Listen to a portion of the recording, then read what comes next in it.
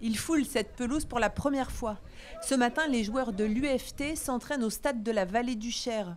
Beaucoup ont grandi dans les tribunes à encourager le Tour FC. Samedi, ce sont eux qui feront le match. On attendait ça depuis le début de la saison. C'est ce qui était annoncé depuis.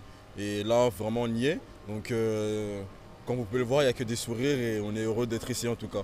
Un stade mythique, on sait qu'il y a beaucoup d'histoires dans ce stade, donc à nous d'écrire aussi notre page. On sait que les supporters sont très contents de venir. Moi je suis du coin, moi j'étais dans le stade avant quand j'étais petit.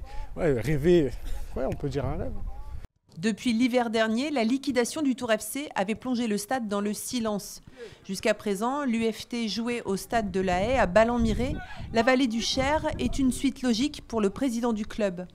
Et quand tu construis un projet que tu veux sérieux et ambitieux dans un coin de France, pareil, c'est sûr que la Vallée du Cher, ça parle pour soi. Donc on est vraiment ravis de revenir, ou plutôt de venir pour nous, dans ce stade-là.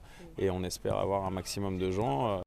Samedi prochain, l'UFT invite le public dans les gradins. Les places sont gratuites, elles se réservent sur le site internet du club.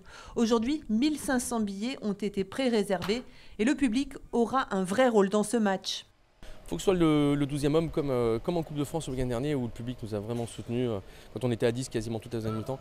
Donc le public va être très très important. C'est une journée importante parce que le foot va renaître sur Tours, au stade de la Vallée du Cher. Le coup d'envoi sera donné samedi à 18 h. Le club s'est promis de rendre une belle copie devant son public, comme il le fait depuis les 3 derniers matchs.